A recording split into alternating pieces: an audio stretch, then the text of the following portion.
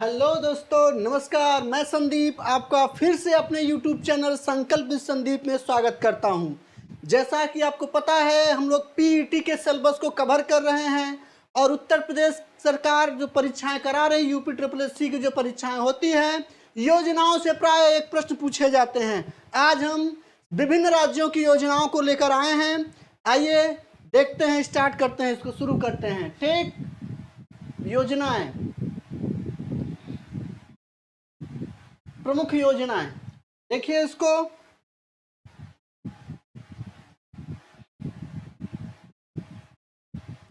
योजना कार्यक्रम और मुख्य बिंदु। उत्तर प्रदेश, सबसे पहले उत्तर प्रदेश के योजनाओं के बारे में हम देखेंगे, कार्यक्रम के बारे में देखेंगे। पहला है मुख्यमंत्री अभ्युदय योजना। मुख्यमंत्री अभ्युदय योजना जो है ये उन प्रतियोगी परीक्षाओं के लिए है जो क्या है, बहुत गरीब है, उनको मुफ्त कोचिंग उपलब्ध कराने के लिए है। विभिन्न प्रतियोगी परीक्षाओं में तैयारी कर रहे छात्रों को मुफ्त, जो गरीब बच्चे हैं उनके लिए है। अगला है पंचामृत योजना। इसका उद्देश्य क्या है, गन्ने की खेती में नई तकनीक का प्रयोग करना और गन्ने के उत्पादन को बढ़ाने के लिए यह शुरू किया गया योजना है। किसके द्वारा शुरू किया गया? यूपी गवर्नमेंट के द्वारा। अगला है मातृभूमि योजना। इसके तहत विकास कार्यों में लागत का 50% कौन देगा? कौन सा को देगा? राज्य सरकार देगी, मातृभूमि योजना। अगला बाल श्रमिक विद्या योजना है। 8 से 18 वर्ष की आयु में बाल श्रमिकों, अनाथों, श्रमिकों के बच्चों को स्कूली शिक्षा हेतु कौन सी योजना शुरू की गई? तो बाल श्रमिक विद्या योजना शुरू की गई है दोस्तों। ठीक, आगे आइए दोस्तों, मध्य प्रदेश का हम लोग देखते हैं जल्दी जल्दी, क्योंकि योजनाओं से प्रश्न पूछे जाएंगे आपके परीक्षाओं में, तो ध्यान दीजिएगा। मध्य प्रदेश का लाडली बहना योजना, ये किसके लिए शुरू किया गया? तो ये गरीब बहनों के लिए, माताओं के लिए है। ये क्या है? 1000 रुपये आर्थिक मदद की जाएगी एमपी सरकार के द्वारा। और लाडली लक्ष्मी योजना 2.0, ये दूसरा संस्करण है। ये बालिकाओं को उच्च शिक्षा प्राप्त करने के प्रोत्साहित करने के लिए यह योजना शुरू की गई है। अगला है छत्तीसगढ़। छत्तीसगढ़ क्या है? मुख्यमंत्री महतारी न्याय रथ योजना। ये राज्य की महिलाओं द्वारा, महिला आयोग द्वारा शुरू किया गया है, उनके अधिकारों के बारे में जानकारी के लिए कि एक महिला के अधिकार क्या क्या हैं। उनके अधिकारों के संरक्षण के लिए मुख्यमंत्री महतारी न्याय रथ योजना है। ये घूम घूम कर उनके अधिकारों के बारे में जागरूक करेगी। अगला है गुजरात के वतन प्रेम योजना। गुजरात के वतन प्रेम योजना क्या है? इसके तहत 60% धनराशि देकर पसंद के परियोजनाओं और एजेंसियों को आप ले सकेंगे। 60% उसका पैसा वहन करके आप ले सकते हैं।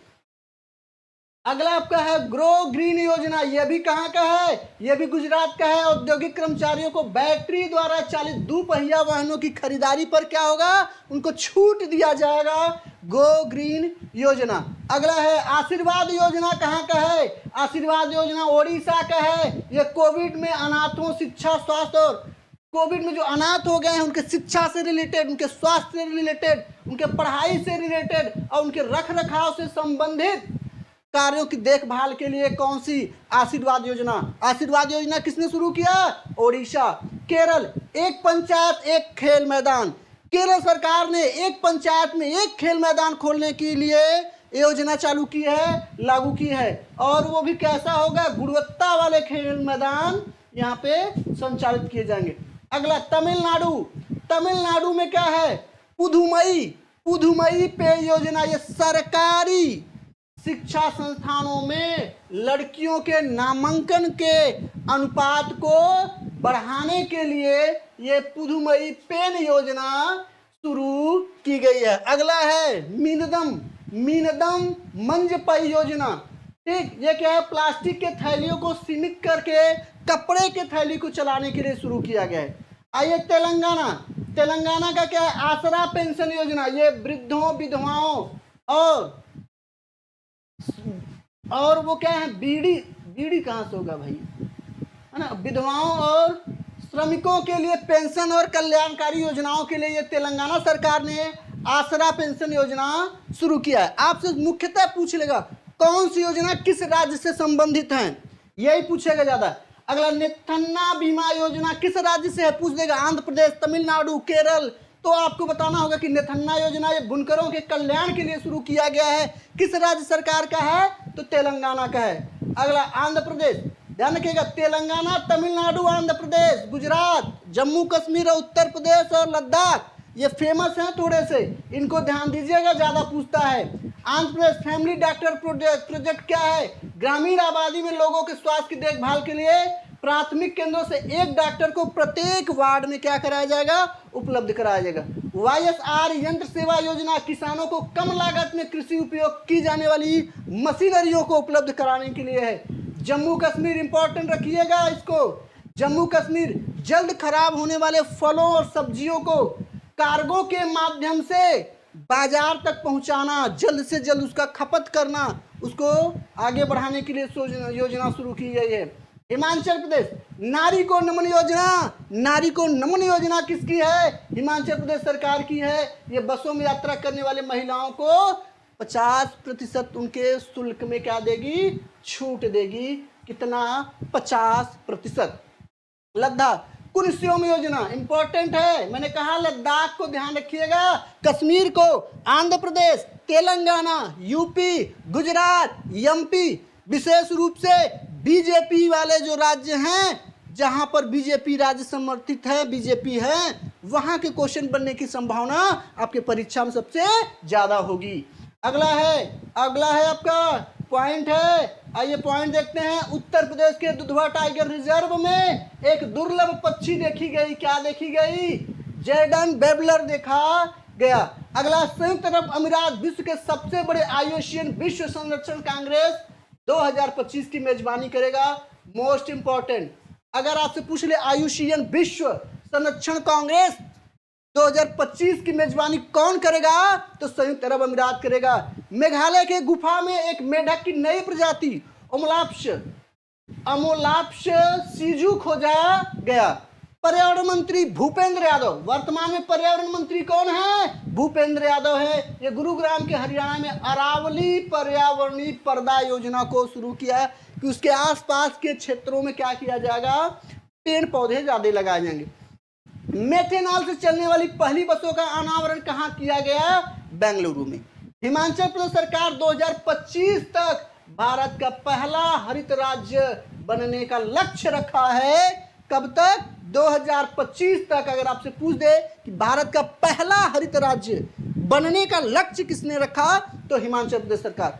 भारत का पहला डार्क नाइट स्काई रिजर्व कहाँ है? यह भी इंपॉर्टेंट है, आपका लद्दाख में है, ध्यान दीजिएगा। नेक्स्ट, तमिलनाडु जलवायु परिवर्तन मिशन शुरू करने वाला पहला राज्य है। जलवायु परिवर्तन शुरू करने वाला पहला राज्य आपसे पूछ दे तो आप क्या उत्तर करेंगे? तमिलनाडु। भारत का पहला परिवर्तित जैव गांव त्रिपुरा दासपारा गांव बन गया है। पहला परिवर्तित जैव गांव कौन सा है? त्रिपुरा का दासपारा गांव है। यह भी इंपॉर्टेंट है। पर्यावरण की रक्षा के लिए प्रधानमंत्री नरेंद्र मोदी ने 2022 अक्टूबर में केवड़िया में मिशन लाइफ की शुरुआत की। मोस्ट इंपॉर्टेंट है। अन्नामलाई रिजर्व में तमिलनाडु के कोयम्बटूर में जंबो ट्रेल्स लॉन्च किया। अगला, राजस्थान के बांसवाड़ा के मानगढ़ धाम को राष्ट्रीय स्मारक, राजस्थान के किसको मानगढ़ धाम को राष्ट्रीय स्मारक घोषित किया गया है। उत्तर प्रदेश के बुंदेलखंड क्षेत्र में स्थित रानीपुर टाइगर रिजर्व भारत का कौन सा टाइगर रिजर्व है? 54वां टाइगर रिजर्व है। और उत्तर प्रदेश का कौन सा टाइगर रिजर्व है? चौथा टाइगर रिजर्व है। भारत का पहला एलिफेंट डेथ ऑडिट फ्रेमवर्क कहां बनाया जाएगा? तो तमिलनाडु में होगा डेथ ऑडिट फ्रेमवर्क। 600 मेगा क्षमता का विश्व का सबसे बड़ा पवन सौर ऊर्जा संयंत्र कहां लगाया जा रहा है? जैसलमेर में चालू किया जा रहा है। उत्तर प्रदेश का तराई हाथी रिजर्व भारत का 33वां अभ्यारण्य होगा, ध्यान दीजिएगा, यह भी इंपॉर्टेंट है आपका। अगला, 100 अरब डॉलर पेंशन प्राप्त करने वाला पहला देश कौन सा बन गया? भारत। भारत का पहला रियल टाइम गोल्ड एटीएम कहां खोला गया? हैदराबाद में। बेंगलुरु स्थित नियो बैंक प्लेटफॉर्म ओपन 100वां यूनिकॉर्न कंपनी बन गया। कौन? बेंगलुरु स्थित बैंक नियो बैंक जो है ये 100वां यूनिकॉर्न बन गया है। दक्ष आरबीआई द्वारा शुरू की गई एक नई सुपर टेक पहल है। दक्ष को किसने शुरू किया? तो आपसे पूछ दे तो आरबीआई करिएगा, आरबीआई करिएगा, गलत मत करिएगा। रूस भारत के लिए उर्वरकों का सबसे बड़ा आपूर्तिकर्ता बन गया है। किसके लिए रूप में? उर्वरकों के पूर्ति के रूप में रूस सबसे बड़ा बन गया है। ध्यान दीजिएगा। भारत स्टील का विश्व का दूसरा सबसे बड़ा उत्पादक देश बन गया है, यह ध्यान रखिएगा। स्टील का सबसे बड़ा प्रथम उत्पादक देश कौन है? आज का यह प्रश्न है, कमेंट बॉक्स में बताइए कि स्टील का सबसे बड़ा उत्पादक देश कौन है। ठीक, अगला, भारतीय रक्षा मंत्रालय दुनिया का सबसे बड़ा नियोक्ता बन गया है, सबसे बड़ा नियोक्ता बन गया है। रक्षा मामले में, खरीदारी के मामले में, अस्त्र शस्त्र खरीदने के मामले में भारत एक बहुत बड़ा केंद्र बन गया है। 2029 तक भारत विश्व की तीसरी सबसे बड़ी अर्थव्यवस्था बन जाएगा। ऐसा अनुमान है कि 2029 तक भारत विश्व की सबसे बड़ी क्या बन जाएगा? अर्थव्यवस्था। मछली उत्पादन के मामले में भारत विश्व में किस स्थान पर है? तीसरे स्थान पर है। भारत दुनिया का सबसे बड़ा चीनी उत्पादक भी है और उपभोक्ता भी है। चीनी उत्पादक भी है और उपभोक्ता भी है भारत, ध्यान दीजिएगा। नेक्स्ट, विश्व की एजेंसियों द्वारा भारत की जीडीपी का अनुमान 2022-23 एक प्रश्न बनने की संभावना होगी। 2023 का कोई परीक्षा हो, यहां से प्रश्न बनने की संभावना होगी। तो मूडीज रेटिंग एजेंसी जो कह रही है कि भारत का जो विकास दर है जीडीपी का 2022-23 में कितना होगा? 5.5%। क्रिसिल एजेंसी क्या कर रही है कि 7% होगा, लेकिन 23-24 में कम हो जाएगा 6%। जबकि फिंच रेटिंग क्या कह रही है कि 22-23 में 8.5 होगा और 23-24 में घट के 6.3 हो जाएगा। India rating and research, India rating and research ने क्या कहा? 7.72 है और 23-24 में यह भी क्या हो जाएगा? घट जाएगा। ध्यान रखिए, घटने का जो ये क्रम है, ये घटने का जो क्रम है 6.36, ये लगभग 23-24 में ये इससे नीचे रहने की संभावना है। इक्रा रेटिंग एजेंसी ने क्या कहा कि 22-23 में कितना होगा? 7.2, लेकिन 24 का भी इन्होंने जारी नहीं किया। सबसे ज्यादा इंपॉर्टेंट आपका होगा ये IMF, विश्व बैंक, राष्ट्रीय सांख्यिकी और संयुक्त राष्ट्र। ये चार को तो आपको देख के ही जाना है, ये चार को आपको देख के जाना है। IMF क्या कह रहा है? 22-23 में 6.8 होगा, लेकिन ये 6 से भी नीचे चला जाएगा। कब? 23 और 24 में। विश्व बैंक का 6.9 होगा, लेकिन 23-24 में घट के क्या हो जाएगा? 6.3। राष्ट्रीय सांख्यिकी कार्यालय NSO क्या कह रहा है कि यह 22-23 में तो 13.5 होगा, लेकिन यह अभी जारी नहीं किया। संयुक्त राष्ट्र ने भारत का जीडीपी अनुमान 5.8 बताया है और ये बढ़कर क्या हो जाएगा? 22-23 में 6.7% हो जाएगा। ये इंपॉर्टेंट है, ध्यान दीजिएगा। अगला, सरकार ने वित्त वर्ष 2022-23 के लिए ईपीएफ खातों के लिए कितने प्रतिशत ब्याज दर देने की घोषणा की? तो 8.5। ये इंपॉर्टेंट है। ईपीएफ खातों के लिए 8.5। भारत में पिछले 5 सालों में 13.5 करोड़ गरीबी से बाहर हुए। भारत सरकार कह रहा है भारत में गरीबी कम हो गई है। 13.5 करोड़ लोग गरीबी रेखा से ऊपर चले गए हैं। मराठा सहकारी बैंक कॉसमॉस सहकारी बैंक में विलय हो गया है। मराठा सहकारी बैंक का विलय किसमें हो गया है? कॉसमॉस बैंक में हो गया है। 2014 के बाद भारत का रक्षा निर्यात कितना बड़ा है? 23 गुना। भी ऊपर आपने पढ़ा कि रक्षा मंत्रालय के मामले में भारत एक बहुत बड़ा निर्यातक आयातक देश बन गया है। मई 2023 में भारत का कुल निर्यात 60.29 बिलियन अमेरिकी डॉलर रहा। रूस भारत का सबसे बड़ा तेल आपूर्तिकर्ता देश बन गया है। अमेरिका सबसे बड़ा भारत का व्यापारिक भागीदार बन गया है। और तेल का पूछेगा तो रूस। ध्यान दीजिएगा। मिस्र जो है ब्रिक्स समूह के न्यू डेवलपमेंट बैंक का सदस्य बन गया है। ये आपसे पूछ सकता है, ध्यान दीजिएगा कि ब्रिक्स समूह के न्यू डेवलपमेंट बैंक का सदस्य भी हाल ही में कौन बना? तो मिस्र बना। केंद्र सरकार ने कर्मचारियों के महंगाई भत्ते को कितने प्रतिशत बढ़ा दिया? 4%। अप्रैल में भारत की बेरोजगारी दर कितने प्रतिशत हो गई? बढ़कर 8.11% हो गई। वैश्विक दूध उत्पादन में 24% योगदान के साथ भारत पहले स्थान पे, सबसे ज्यादा दूध उत्पादन पूरे विश्व में कहाँ होता है? भारत में होता है। यूरो को मुद्रा के रूप में अपनाने वाला 20वां देश कौन हो गया है? क्रोएशिया हो गया है। ध्यान दीजिएगा, क्रोएशिया यूरो को मुद्रा के रूप में अपनाने वाला 20वां देश हो गया है। सोने की एक समान कीमत शुरू करने वाला पहला राज्य कौन सा है? केरल।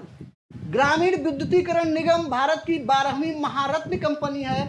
ये ध्यान रखिएगा, 12वीं महारत्न कंपनी कौन है? आपसे पूछ सकता है, ध्यान दीजिएगा। ओमनी कार्ड ने ई वैलेट के जरिए सभी एटीएम से नगद निकासी की सुविधा शुरू करने वाला पहला प्रीपेड पेमेंट पीपीआई बन गया है। कौन सा? Omni card. ध्यान रखिएगा। भारत की पहली लिथियम आयन सेल फैक्ट्री का उद्घाटन आंध्र प्रदेश के कहाँ हुआ?